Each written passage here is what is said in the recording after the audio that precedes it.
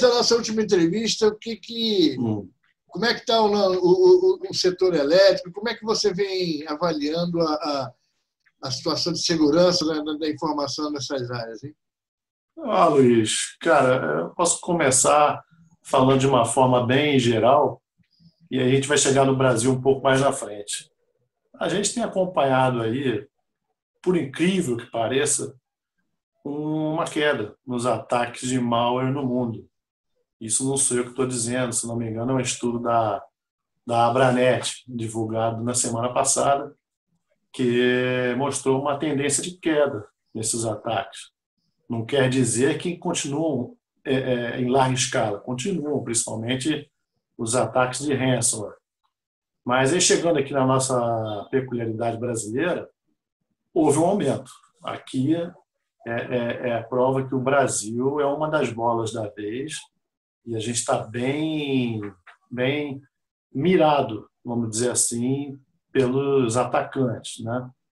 Falando mais especificamente ainda no mercado de energia elétrica, né, geração, transmissão, distribuição e até comercialização, a gente tem acompanhado internamente aqui nos nossos clientes e nas nossas bases um aumento violento nos incidentes, viu? No nosso mundo aqui empresarial, coisa de um mês e meio atrás, a gente gerou uma estatística que houve um aumento de mais de 400% nos ataques, né? E não há problema nenhum em falar, nós acompanhamos pela mídia ataques a grandes empresas de energia elétrica aqui no Brasil, onde elas foram obrigadas até a divulgar como fato relevante junto à Bolsa de Valores, onde elas têm ações. Uma delas foi a Light, né? E acompanhamos também notícias sobre a EDP, sobre a Energisa também. E tiveram outras aí também, né? Não quer dizer que os ataques não existam todos os dias. Existem. Alguns acontecem com êxito, né? Como esses que foram para a mídia e tiveram repercussão até na Bolsa de Valores. Agora, você diria que esses ataques hacker atrás de dinheiro, é o submundo aí querendo dinheiro apenas, quadrilha organizada, ou isso também já tem alguma coisa de guerra cibernética que se costuma dizer que o setor elétrico é uma das áreas, das principais áreas para uma eventual guerra cibernética. Se você parar essa infraestrutura, você paralisa o país, né? Quer dizer, você veria isso também como quer dizer, pelo menos em algumas questões, alguns casos pontuais, você veria como um ensaio, quer dizer, uma tentativa de verificação da nossa infraestrutura? Como é que você vê isso? Certamente. Nesses aí que a gente citou agora há pouco, foram cobrados resgates milionários, né? Falou-se muito em determinados casos em 7 milhões de dólares, outros em 20 milhões de reais, enfim. Aí a gente entende que seja até mesmo um ataque mercenário somente em busca de dinheiro. Mas não descartamos a hipótese de sim, você ter estados atacando estados, como o próprio governo da Austrália formalmente declarou que ele estava sob ataque do governo da China, né? E uma semana após, o próprio governo da Índia declarou que também estava sob ataque cibernético do governo chinês. E aí você começa a pensar em tudo que está acontecendo aí no que se refere ao momento geopolítico-econômico, onde o 5G está no assunto da vez, ele é a pauta de todos os dias, né? A gente percebe uma briga muito grande entre China e Estados Unidos em torno do 5G, e correndo por fora você tem Finlândia e a Suécia. Se não me engano, a Finlândia conseguiu um grande contrato em Hong Kong. Aquele país lá é controlado pela China e os chineses não ficaram contentes com esse contrato da Ericsson da Finlândia, que vai instalar, ou já está instalando 5G em Hong Kong. E certamente você tem ataques cibernéticos aí patrocinados por nações. Você acredita que o Brasil vai entrar nesse circuito também, se lá na frente a gente caminhar para uma decisão sobre infraestrutura de 5G que não possa ter a participação chinesa no mercado brasileiro? Porque já se fala em retaliação. Essa, no caso da Finlândia, foi nítida, uma dupla retaliação, não deixar a Huawei participar do jogo e ainda ser em Hong Kong, que é um território que a China reivindica há anos e não consegue botar o pé definitivamente lá do jeito que ela quer. É uma confusão medonha. Assim, né? Geopolítica lá é poderosa, né? Coisa. Como é que você vê? Qual é a tua impressão que você tem desse cenário aí futuro? O 5G é um dos ativos que mais gerarão dinheiro na próxima década. Não tem como o Brasil estar fora disso. Nosso território é continental, né? Vamos fazer uma analogia com o que disse lá o pessoal da Inglaterra, que para eles conseguirem efetivamente 100% não ter em sua infracrítica equipamentos da Huawei, demora 10 anos, porque a Huawei está capilarizada de certa forma naquele país, que é muito difícil você não contar com os equipamentos já instalados deles. Você, para fazer uma modernização, uma potencialização da sua infraestrutura crítica de telecom, não é da noite para o dia. E a mesma coisa acontece conosco aqui. Nós temos as torres, né, estações de radiobase, a maioria tem tecnologia Huawei. Agora, falando especificamente no 5G, que são repetidores infinitamente menores que as antenas aí que alimentam 2, 3G, 4G atuais, aí a briga piora, porque você tem uma exigência norte-americana em não usar a Huawei, permitir que eles entrem, e você tem evidências aí que existe sim um backdoor nos equipamentos deles, onde eles podem exfiltrar dados ao bel prazer, né?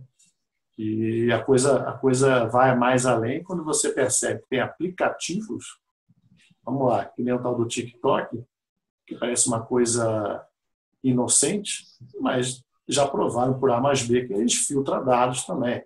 Tanto é que, nesse sentido, o governo norte-americano proibiu esse aplicativo de ser usado junto, por exemplo, às tropas. Né? Os soldados não podem ter o aplicativo instalado nos seus celulares. Né?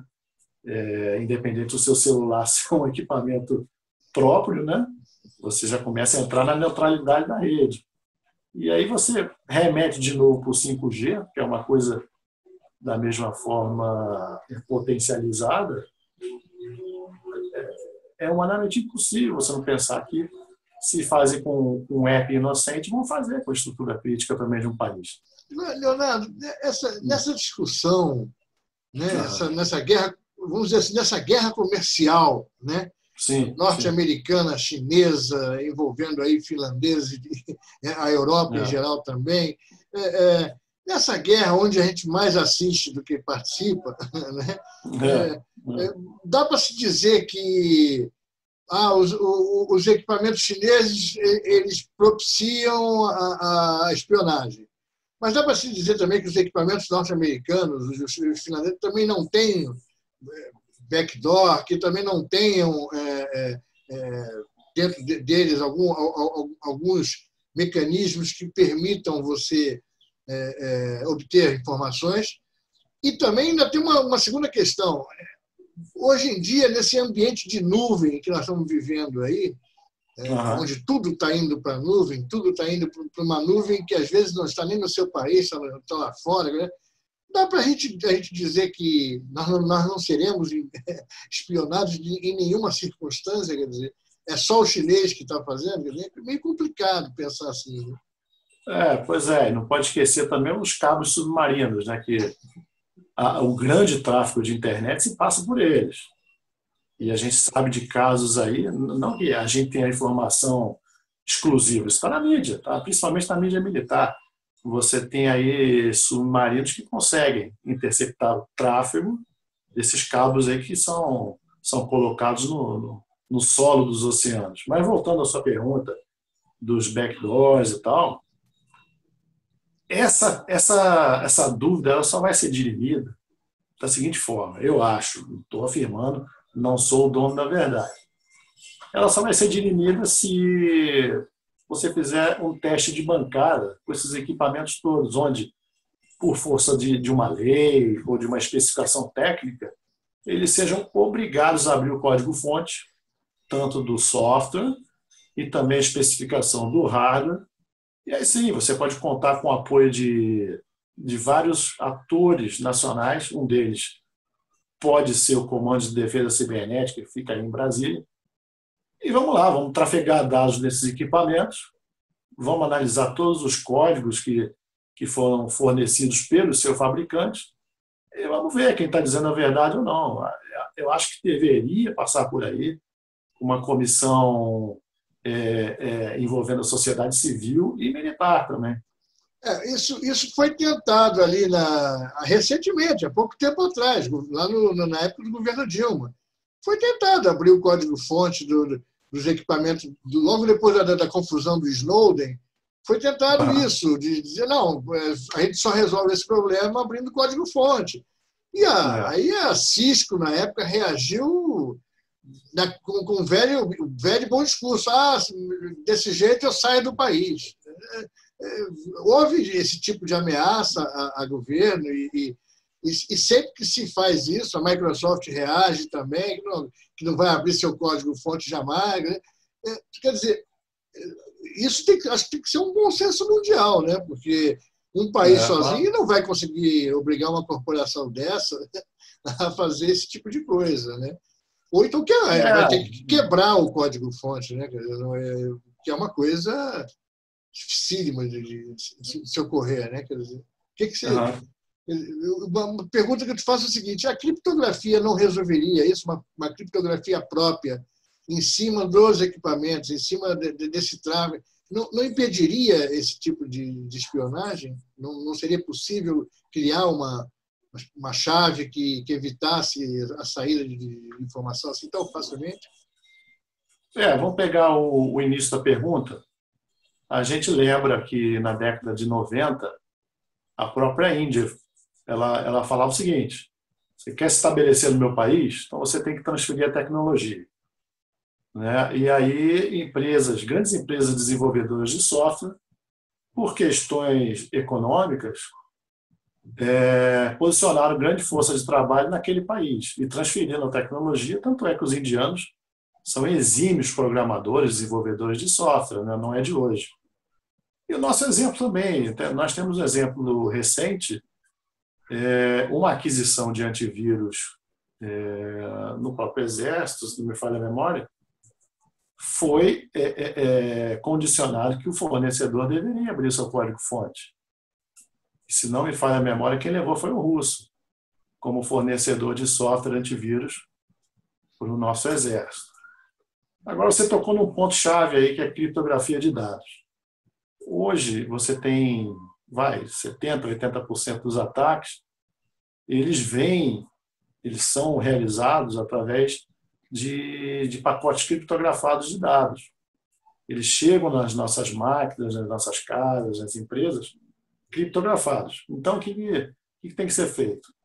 Os dispositivos de defesa, de contramedida, eles têm que ter, sim, a capacidade de, em tempo real, decriptografar esse tráfego, analisar, criptografar novamente e entregar para a rede que ele está navegando, trafegando. Né? Isso não é assim uma coisa, hoje em dia, de muito difícil de ser feito. Você precisa de hardware, processamento e software de ponta que faça isso. Vários fabricantes já fazem isso. Né? São equipamentos baratos? Não, são caros, mas tem que ser feito. Na medida em que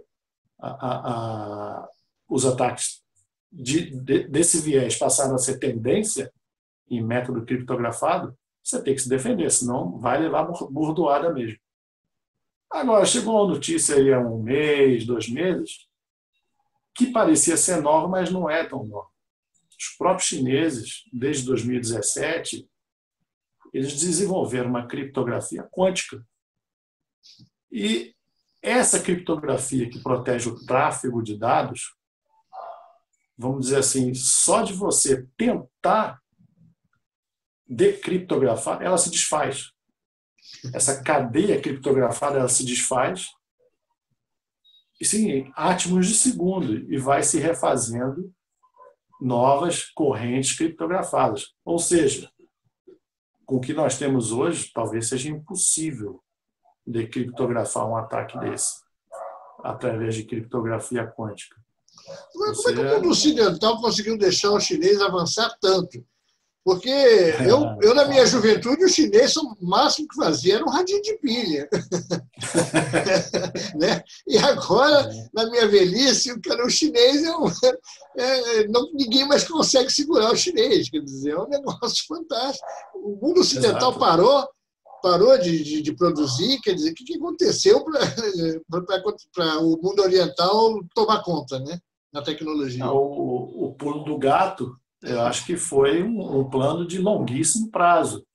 Não foi uma coisa assim, nem a médio. Na medida em que os processos industriais de fabricação passaram para a China, você mesmo já falou aí, será que tudo está protegido? Será que as nuvens estão totalmente protegidas? Quando eu passo uma especificação de fabricação, seja lá de um iPhone, que seja um iPhone, vai fabricar lá em Shenzhen. Cara, você não tem que saber como é que fabrica aquele negócio? O software pode ser instalado depois. Ele pode estar criptografado também. Mas o chinês teve muito tempo para analisar tudo que estava sendo fabricado lá. Antigamente ele tinha que copiar de avião, carros, enfim, isso é notório para todo mundo. Você tinha cópia de aviões, de modelos de automóvel. Agora, você citou aí a Cisco, né?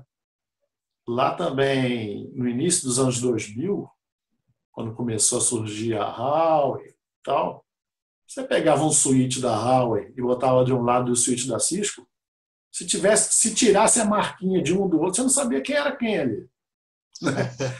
Então, esses caras tiveram muito tempo para analisar, para pesquisar. Investiram pesado também. Eles investiram pesado também no conhecimento tecnológico, né? Quer dizer, não é você botar 10 milhões de reais aqui, como você bota numa pesquisa científica, e achar que com isso você está fazendo ciência.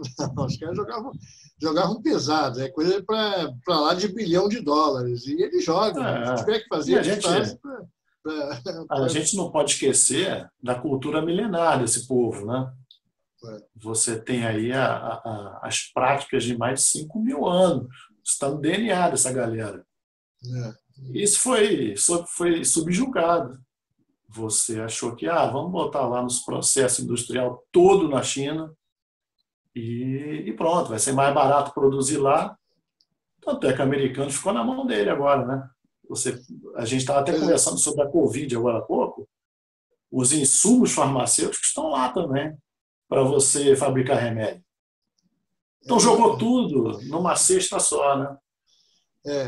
A dependência hoje tecnológica chinesa vai muito além da Huawei, não é só a Huawei. Claro. Aliás, a nossa não é nem questão tecnológica, é questão agrícola mesmo. Se os chineses resolverem fechar a porta para a gente, vai ser um caos aqui, vai ter produtor rural aí se matando, né? Quer dizer, é tudo muito complicado. E nesse jogo que trava-se uma guerra cibernética aí, né? Que a gente não assiste, não é uma coisa que se veja na televisão todo dia, mas trava-se essa guerra cibernética aí, e o Brasil vai... É diário. O Brasil, o máximo que pode fazer é correr para a trincheira, porque vai voar bomba na sua cabeça. É incrível, é fantástico isso. É interessante você comentar sobre o agronegócio, setor primário, né? Mas hoje em dia, ele está tão mecanizado, tão informatizado, que nós temos vários clientes do agronegócio preocupadíssimos em proteger não só os escritórios, mas as operações de automação. Você quer ver um negócio? Vamos convergir tudo para um parágrafo. Você tem vários produtores do agro, que por força do negócio, eles produzem energia também. Eles geram e o excedente é distribuído no grid elétrico nacional, né, vamos dizer assim. Então, eles têm que proteger não só o negócio principal deles, seja lá qual for, grãos, seja o que for, mas eles têm que proteger também essa geração de energia, porque eles estão inseridos no contexto da base de energia do nosso país, né? Eles fazem parte da matriz. Então, a gente tem aí um estudo muito sério do ONS, da ANEEL, falando que essa turma da energia, eles terão 3 oportunidades, estão sendo chamadas de 3 ondas, uma acontecendo a cada 12 meses, de proteger ciberneticamente essa infracrítica de energia. E não é opcional, não, é obrigatório você entrar em conformidade com o que está sendo preconizado por essas duas organizações. Uma é a Agência Nacional de Energia Elétrica e o outro é o Operador Nacional do Sistema. Esse aí, ele pode entrar nas suas operações de energia em caso de remanejar energia de um estado para o outro, né? Se tiver um blackout, ele pode jogar energia que é gerada lá em cima no norte, passando por no nordeste, chegando ao sudeste. Vamos deixar o sudeste apagado, no caso de um grande ataque hacker. Então, o setor primário do agro, ele já começa a fornecer energia, não é de hoje. E o setor secundário depende disso, né? Que dirá o de serviços. É interessante, rapaz. Eu acho que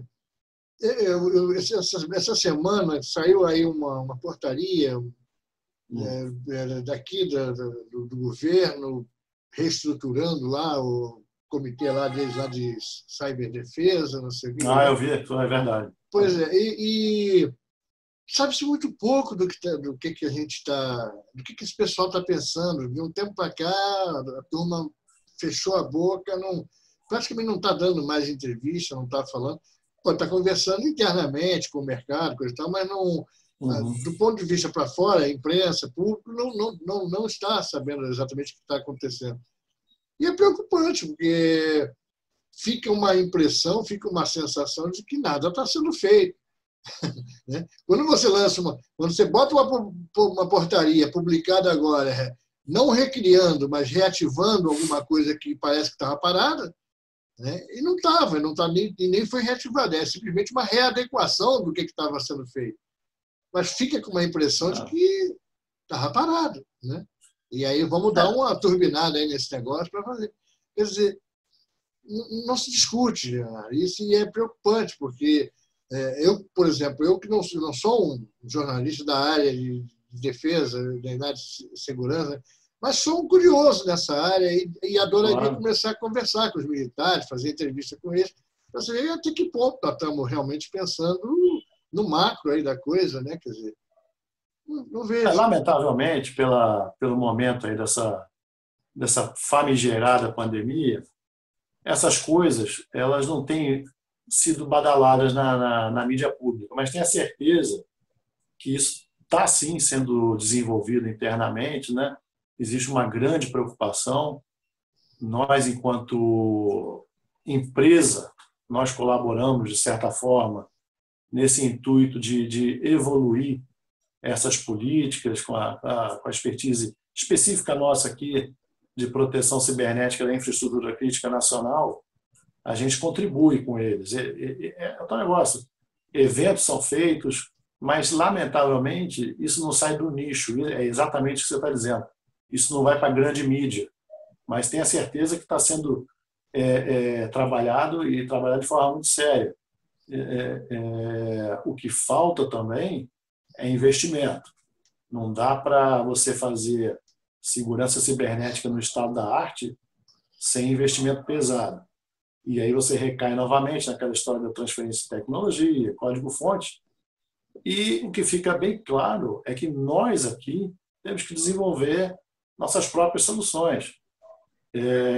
Você deve ter visto um movimento aí, coisa de um mês e meio ou dois, mais, no máximo. A Embraer comprou uma grande empresa de cibersegurança.